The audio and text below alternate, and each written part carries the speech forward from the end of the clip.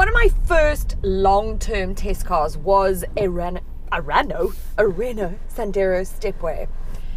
And I cannot tell you how much I disliked that car. Oh, it was just the pits. And I shared it with a colleague and we both felt the same. We just could not wait to sort of get rid of it. Fast forward to the second generation Stepway. I mean, this was back in 2011. It was like chalk and cheese. I couldn't believe the difference. I can't believe that I'm sitting in a Renault. What is happening? Oh my word. In a Renault Sandero Stepway now. And I think like they were just such opposite cars. Like this just feels 1,000 times better. I mean, it's amazing. Oh, I'm so glad about it. And so now last week I had the Suzuki Ignis, which is a direct competitor to this. So I thought it might be interesting to actually compare them. Do you know what I mean? Instead of just being like, hey, this is what this is. So I'm in the Tech Road model now, which just launched in 2020. It's replacing the Stepway Plus. So it's the flagship model now. So it's got like all the bells and whistles. So when it comes to the looks, it's quite hard to compare these because the Ignis is kind of comical and funny and cutesy. And then this is actually very stylish and a little bit more mature. So that's going to come down to preference, obviously. Do you know what I mean? Whatever you sort of after. But this for me is like a little bit more grown up than, say, the Ignis. So the interiors. So now, like I say, top of the range. This Tech Road, I mean, hello, like a leather interior. Both are very spacious. This feels a bit more spacious to me, almost wider and broader. Again, that could just be like a perspective thing because I'm not sure of the measurements and I didn't go and check because I didn't feel like researching that shit. But anyways, this does, however, have a bigger boot. The Ignis has 261 litres. This has got 292 litres, so quite a difference there.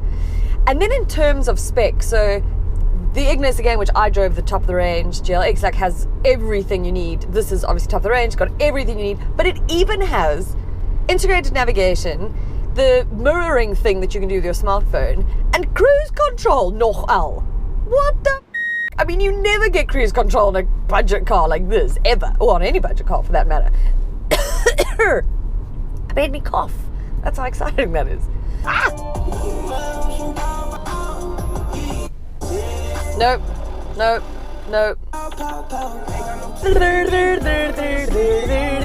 Engine-wise, the Ignis has a 1.2 litre naturally aspirated engine. You get 61 kilowatts of power and 113 newton-meters of torque. This, yay, has a turbocharged engine. So it's got a turbo petrol.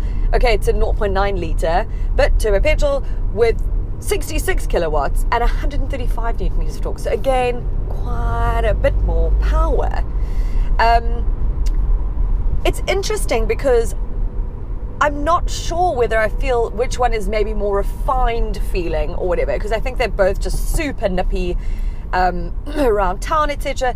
This, however, feels a little bit more solid on the highway than the Ignis. And that's just in terms of drive, in terms of comfort, in terms of everything, actually. Just a little bit more fast op die straat, you know. Some good Afrikaans, eh? But then the Ignis, fuel consumption wise, I managed to get almost the claimed fuel consumption reading of 5.1 litres per 100 k's, which I never do. This one is at 5.4 litres, but I'm sitting a bit higher. So marginal differences here, but like, again, you've got to look at that. And this car actually has a pretty decent safety vibes because the NCAP, whatever safety rating it was given, makes it the safest car for children in its category. So also something to consider. So like, let's talk about price here. There is actually like a 10,000 Rand difference, okay? This one being the more expensive. So this is at just under 244,000. The Ignis is at just under 234,000. Both get a 5-year warranty, but this 150,000 Ks, the Ignis 200,000 Ks. So they are almost like neck and neck for me. So I'm like, oh, like, I think you have to drive them both to decide for yourself, because it's going to come down to preference and what you prefer driving, what feels more comfortable for you. I'm not going to choose because, again, like, I think they just offer two different experiences. This for me is probably more suited to me now in my time of life, because it's a little bit more mature, like I said. Whereas the Ignis is more young and funky, and when I want to feel like, my sort of 21-year-old self, I'd want to be driving that. But either way, I think you're getting a fantastic car. And I actually just love this. I mean, it's a really solid, lovely, excellent product.